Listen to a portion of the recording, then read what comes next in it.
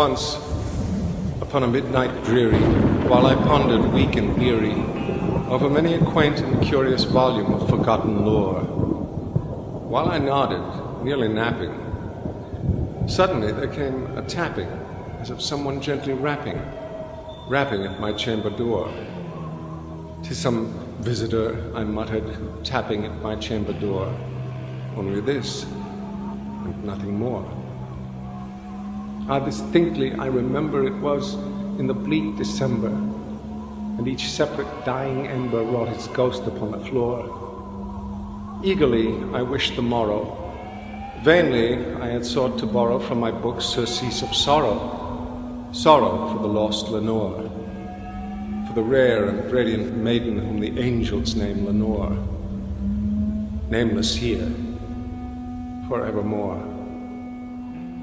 And the silken, sad, uncertain rustling of each purple curtain thrilled me, filled me with fantastic terrors never felt before, so that now, to still the beating of my heart, I stood repeating, "'Tis some visitor entreating entrance at my chamber door, some late visitor entreating entrance at my chamber door.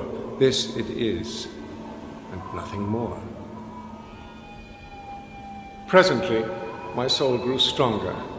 Hesitating then no longer, "Sir," said I, "or madam, truly your forgiveness I implore, but the fact is I was napping. And so gently you came rapping, and so faintly you came tapping at my chamber door, that I scarce was sure I heard you. Here, I opened wide the door. Darkness there. Nothing more. Deep into that darkness peering.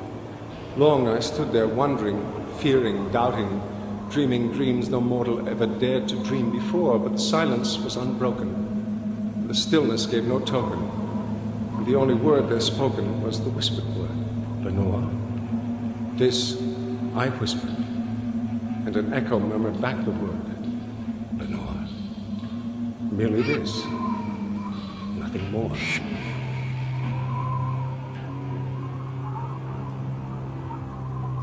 Back into the chamber turning, all my soul within me burning, soon again I heard a tapping, somewhat louder than before. "Surely," said I, "surely that is something at my window lattice.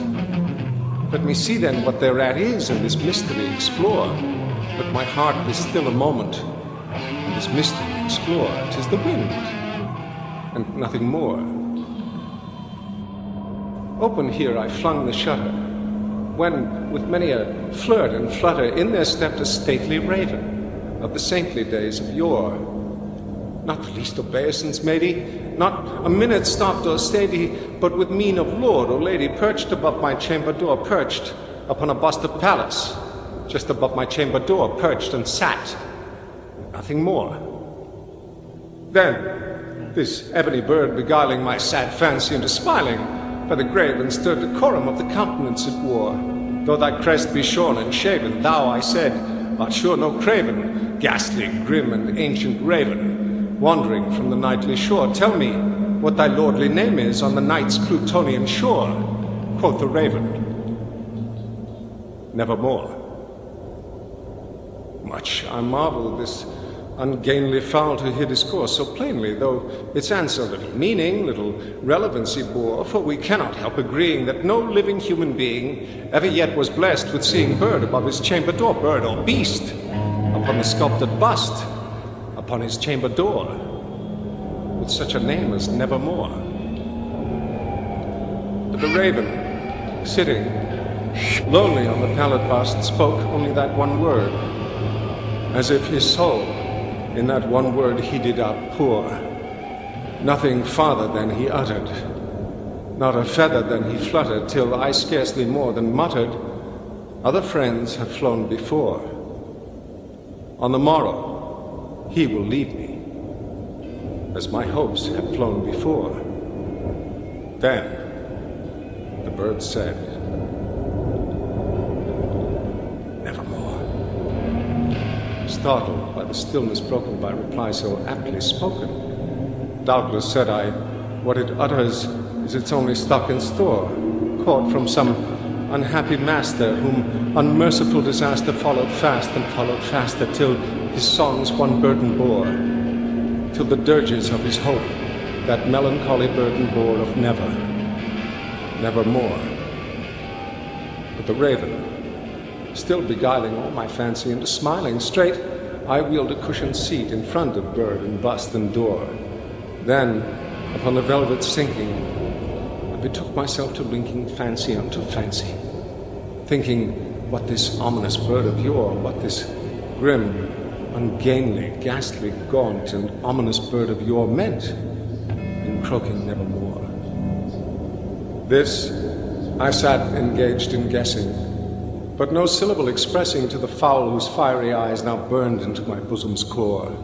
This and more I sat divining, with my head at ease reclining on the cushion's velvet lining that the lamplight gloated o'er, but whose velvet violet lining with the lamplight gloating o'er she shall press on evermore. Then methought the air grew denser, perfumed from an unseen censer swung by seraphim whose footfalls tinkled on the tufted floor. Wretch, I cried, thy God hath lent thee, by these angels he hath sent thee respite, and nepenthe from the memories of Lenore. Quaff, O quaff this kind nepenthe, and forget this lost Lenore, quoth the raven, nevermore.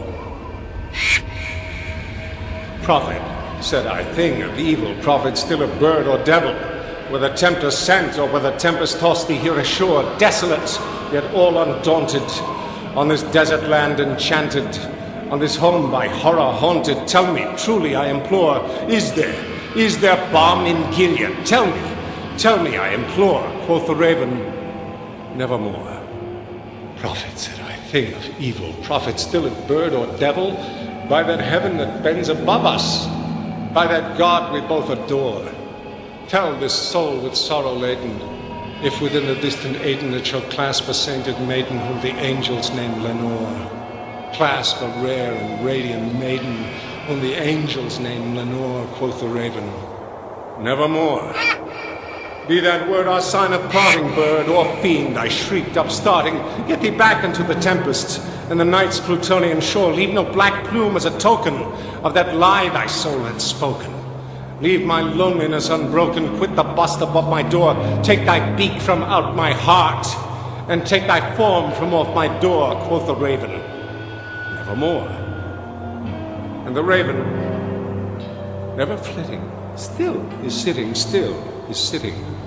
on the pallid bust of palace just above my chamber door.